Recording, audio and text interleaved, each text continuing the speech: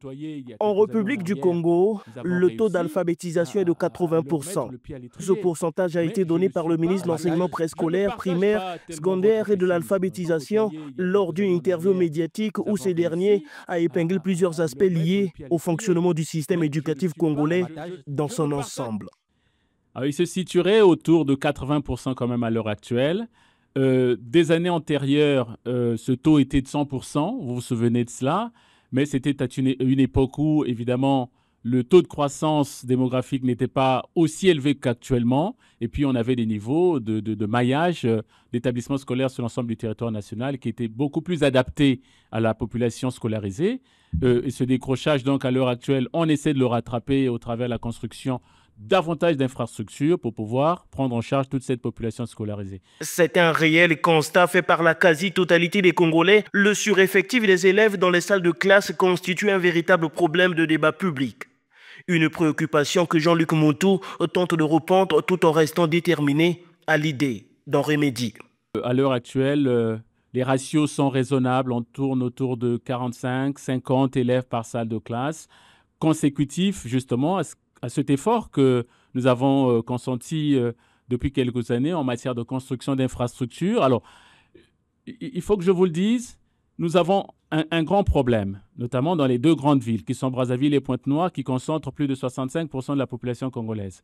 Il s'agit donc de répondre aux préoccupations particulières de ces deux grandes villes pour que nous puissions essayer de maîtriser le problème. Ça se pose un peu moins à Ifondo, ça se posera un peu moins à Makwa, où des réhabilitations ont été faites pendant ces grandes vacances. Ça se pose également moins à Dolisie, où dès 2021, nous avons inauguré le 3e lycée de Dolisie pour répondre justement à la demande qui s'exprimait également dans cette ville.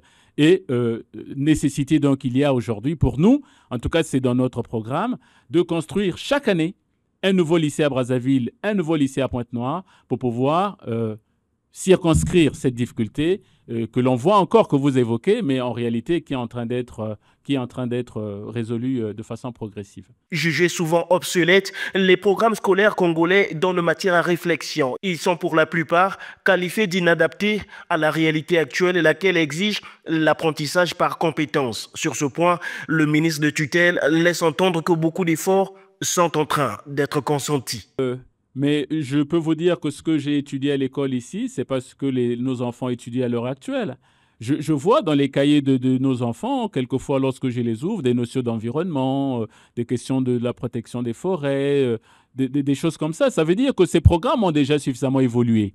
Et ce que nous devrons faire, c'est justement d'accompagner cette mutation et peut-être l'amplifier, mais en tenant compte évidemment à la fois de l'environnement global et du but de l'école. Comment se fait donc le processus des agréments des écoles privées au Congo et quels en sont les critères? Le ministre Moutou parle d'une procédure qui respecte les règles de l'art.